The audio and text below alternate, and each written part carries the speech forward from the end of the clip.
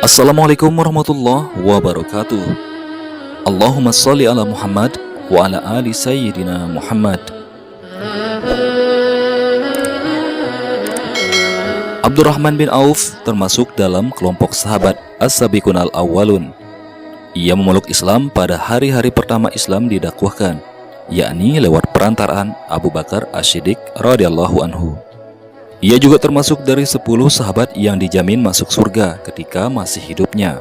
9 orang lainnya adalah 4 khalifah Khulafaur Rasyidin, yaitu Abu Bakar, Umar, Utsman, dan Ali. Kemudian Abu Ubaidah bin Jarrah, Sa'ad bin Abi Waqqas, Sa'id bin Zaid, Talhah bin Ubaidillah, dan Zubair bin Awam.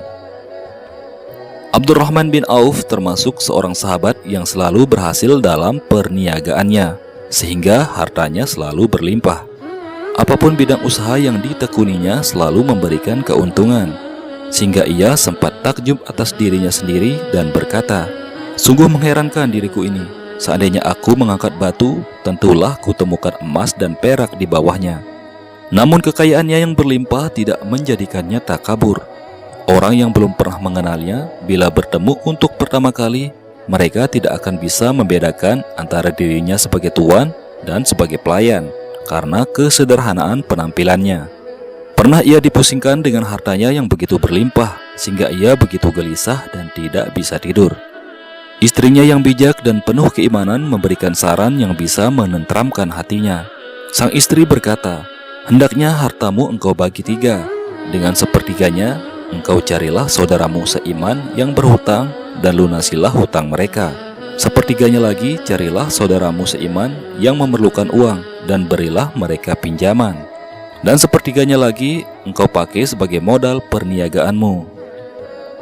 Ketika Nabi Shallallahu Alaihi Wasallam menyeru agar umat Islam bersedekah untuk mendanai perang Tabuk, Abdurrahman bin Auf menyedekahkan seluruh hartanya yang berjumlah sekitar 200 uqyah atau 8.000 dirham. Umar bin Khattab mengadukan sikap Abdurrahman kepada Nabi Shallallahu Alaihi Wasallam karena tidak menyisakan apapun untuk keluarganya, sedangkan ia sendiri menyedekahkan separuh hartanya sebanyak 100 uqyah, separuhnya lagi ditinggalkan untuk keperluan keluarganya.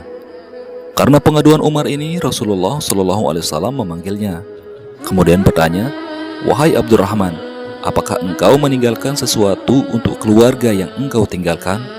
"Benar, ya Rasulullah," kata Abdurrahman, "aku telah meninggalkan untuk keluargaku sesuatu yang lebih baik dan lebih banyak daripada apa yang telah kusedekahkan." "Berapa?" Nabi Shallallahu Alaihi Wasallam bertanya lagi. "Kebaikan dan rezeki yang dijanjikan oleh Allah dan Rasulnya, wahai Rasulullah."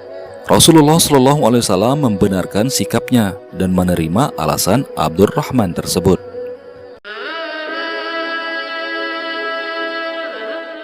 Suatu hari, beberapa tahun setelah Rasulullah Shallallahu Alaihi Wasallam wafat, terdengar suara bergemuruh dan debu mengepul menuju kota Madinah.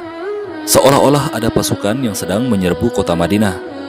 Ummul Mukminin Aisyah radhiyallahu anha berkata, "Apa yang sedang terjadi di kota Madinah ini?" Seseorang menjelaskan bahwa kafilah dagang Abdurrahman bin Auf baru datang dari Syam, sebanyak 700 kendaraan penuh dengan barang yang bermacam-macam. Masyarakat Madinah menyambut dengan gembira kedatangan kafilah tersebut karena mereka pasti akan ikut merasakan manfaatnya.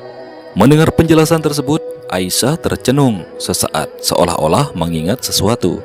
Kemudian ia berkata, "Aku ingat Rasulullah Shallallahu Alaihi Wasallam pernah bersabda, Abdurrahman bin Auf masuk surga dengan perlahan-lahan.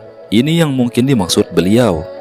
Sebagian riwayat menyebutkan sabda Nabi Shallallahu Alaihi Wasallam tentang dirinya tersebut dengan redaksi yang berbeda, yakni Abdurrahman bin Auf masuk surga dengan merangkak, dan beberapa redaksi lainnya yang intinya adalah ia tertunda karena terlalu banyaknya harta kekayaannya.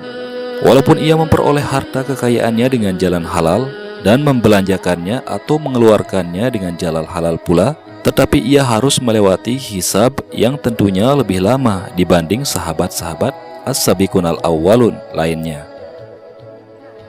Sebagian sahabat yang mendengarkan ucapan Aisyah tersebut menyampaikan ucapan tersebut kepada Abdurrahman bin Auf. Ia segera ingat bahwa Nabi Shallallahu Alaihi Wasallam memang pernah bersabda seperti itu. Dan ia juga ingat bahwa beliau memberitakan bahwa pertanyaan akhirat tentang umur dan ilmu yang satu, tetapi tentang harta ada dua. Bagaimana pendapatnya dan di mana atau bagaimana membelanjakannya. Sebelum sempat barang perniagaannya diturunkan dari kendaraan, ia bergegas menemui Aisyah dan berkata, "Anda telah mengingatkanku akan hadis yang sebelumnya tak pernah kulupakan. Dengan ini saya memohon dengan sangat Anda menjadi saksi bahwa kafilah dagang dan semua muatan berikut kendaraan dan perlengkapannya ku belanjakan di jalan Allah Subhanahu wa Ta'ala." Sewaktu ia sakit keras menjelang ajalnya, Aisyah mendatanginya dan menawarkan agar jenazahnya nanti dimakamkan di halaman rumahnya, sehingga berdekatan dengan makam Rasulullah SAW, Abu Bakar dan Umar yang ada di dalam rumahnya. Tetapi ia memang seorang yang rendah hati. Ia merasa malu diberikan penghargaan yang setinggi itu. Ia memilih untuk dimakamkan di dekat makam sahabatnya yang telah mendahuluinya, yaitu Utsman bin Maz'un radhiyallahu anhu di Baqi. Pada detik-detik terakhir nyawanya akan dicabut, ia sempat menangis dan berkata, "Aku khawatir dipisahkan dari sahabat-sahabatku karena kekayaanku yang melimpah ini."